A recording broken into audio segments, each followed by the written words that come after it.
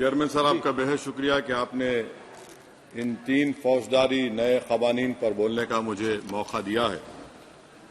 Sir, मैं शुरुआत में इस शेर से आगाज करता हूं अपनी बात का कि हमको शाहों की अदालत से तवक्को तो नहीं, आप कहते हैं तो जंजीर हिला देते हैं।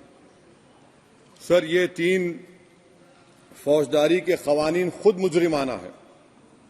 ये जुर्म की रोकथाम से ज्यादा हुकूमतों के जराइम को कानूनी शक्ल देने के लिए बनाए जा रहे हैं। अब तरफे तमाशा यह है सर कि पिछले सेशन में मोदी हुकूमत ने जन विश्वास बिल 2023 को, जिसमें 183 प्रोविजंस और 43 कवानीन थे इम्प्रिजनमेंट के, उसको निकालकर फाइन में तब्दील कर दिया। उसमें ड्रग्स एंड कॉस्मेटिक्स एक्ट को भी तरमीम की गई और सजा के बजाय सबस्टैंडर्ड ड्रग्स के लिए आपने फाइन ला लिया। तो मैं ये बोलना चाहूंगा सर कि सबस्टैंडर्ड ड्रग्स के मैन्युफैक्चर के लिए आपने जेल के बजाय फाइन उसमें तब्दील कर दिया तरमीम करके। तो ये जरूरी है बोलना इस ऐवान में कि जन विश्वास के नाम पर आपने इस सबस्टैंडर्ड ड्रग्स से आवाम को खतरे में डाल दिया। अब आप डीक्रिमिनलाइजेशन की बात करते हैं, जहां पर कंपनीज को सजा देना था वहां पर आपने नहीं किया, फाइन में तब्दील कर दिया। और जो कवानीन नॉन वायलेंट क्राइम्स हैं, सेडेशन, डिफेमेशन, उसको आपने इस नए क्रिमिनल लॉ में ला लिया। तो सर, ये बात साफ हो गई कि जन के लिए अविश्वास, धंधे के लिए विश्वास, ये इस हुकूमत का नया मंत्रा है। और लाइटर वेन में अगर मैं कहूं तो जॉन अलिया ने कहा था कि जुर्म में हम कमी करें भी तो क्यों, तुम सजा भी तो कम नहीं करते। सर, आज सच्चाई इस देश में यह है कि सूट पहनने वाला क्राइम से जुर्म से बच जाता है, जेल से बच जाता है। एक खाकी पहनने वाला किसी को करीब से गोली मार सकता है, हथकड़ी पहने हुए मुजरिम को, उसको कुछ नहीं, जवाबदेही नहीं है। सच्चाई हमारे मुल्क में यह है कि इस ऐवान में जिन पर टेररिज्म का चार्ज है वो इस कानून पर वोट डालेंगे कि टेररिज्म क्या है, नहीं है। सर, मुझे ये कहने की इजाजत दीजिए कि अगर आज भगत सिंह को और मोहनदास करमचंद गांधी को ये 3 कवानीन बनाए जाते तो भगत सिंह और मोहनदास करमचंद गांधी कहते कि रोलट एक्ट है, ये 3 कवानीन रोलट एक्ट है। अब हुकूमत को बताना पड़ेगा कि असल मकौले पुत्र कौन है। सर, सच्चाई यह है कि इस मुल्क के गरीब, दलित, मुसलमान, आदिवासी, इनके लिए जिंदगी से बड़ी कोई सजा नहीं है। और क्या जुर्म है पता ही नहीं इनको। सर, अगर हमको रिफॉर्म करना था, इस्लाह करना था, तो हमको उन प्रोविजंस को निकालना था जो हुकूमत और पुलिस को मनमानी करने की इजाजत देती है।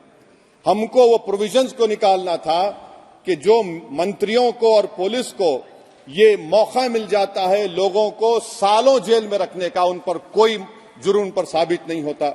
हमको ये करना चाहिए था कि जो प्रोसिक्यूटर होता है वो फैब्रिकेटेड एविडेंस डालकर ताकतवरों को अपनी ताकत की बुनियाद पर उनको छूट दे देता है। हमने वो काम नहीं किया। आज हमारे वतन अजीज भारत में सबसे ज्यादा अंडर ट्रायल अगर कोई है जेलों में तो मुसलमान, दलित, आदिवासी हैं। सर, इनका कन्विक्शन रेट देख लीजिए आप। एनसीआरबी का डेटा है 2017 से 21 का, 20% अंडर ट्रायल मुसलमान है, 16% कन्विक्शन है और मुसलमानों की आबादी 14.2% है। प्रिवेंटिव डिटेंशन ले लीजिए, जिसको इस्तेमाल किया जाता है जुडिशियल प्रोसेस को सबवर्ट करने के लिए और फेयर ट्रायल को सबवर्ट करने के लिए। आज भारत की जेलों में 30% डेटेन्यूज मुसलमान हैं। उत्तर प्रदेश में 2017 में 33% मुसलमान डेटेन्यूज थे। आज 83.9% उत्तर प्रदेश की जेलों में मुसलमान डेटेन्यूज है। सर, एक और मिसाल दे रहा हूं, सीएसडीएस की रिपोर्ट है, थिंक टैंक है बहुत बड़ा, जो कहता है कि they have found substantial prejudice against Muslim the police force. Bihar, Maharashtra, Uttarakhand, Jharkhand, 2/3 of the surveyed police personnel believe that Muslims were more inclined to violence than members of the communities. ये empirical evidence है। इसी रिपोर्ट में कहा गया कि 35% जिन police के अहदेदारों का सर्वे किया गया उन्होंने मॉब वायलेंस को नेचुरल करार दिया, खास तौर से उन केसों में जहां पर काउ स्लॉटर होता है। सीजेपीएपी का इन्वेस्टिगेशन रिपोर्ट है सर कि कोविड-19 के दौरान जिन लोगों 25% मुसलमानों का अरेस्ट किया गया था, ये बायसनेस नहीं है तो क्या है, मध्य प्रदेश में मुसलमान 7% के करीब हैं और 21% मुसलमानों का नाम सर एफआईआर में डाल दिया गया था। Sir project 39A national law university ने उन लोगों का सर्वे किया जिन पर सजाए मौत दी गई। हैरत अंगेज बात यह है कि सर 76% बैकवर्ड क्लास, दलित और रिलीजियस माइनॉरिटी से ताल्लुक था। कितने दलित और एसटीज डेथ रो पर हैं सर? महाराष्ट्र में 50%। कितने मध्य प्रदेश में है सजाए मौत के?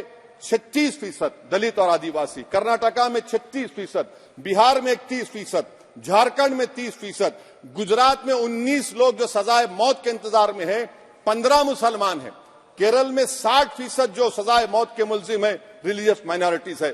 सर आखिर इस देश में कब तक ये चलता रहेगा कि अनस्पोकन रिजर्वेशन उन लोगों के लिए उनके पास पूरा पॉलिटिकल पावर है और एक अनस्पोकन रिजर्वेशन है दलित, मुसलमान, आदिवासियों के, इनको जेल में रहना पड़ता है?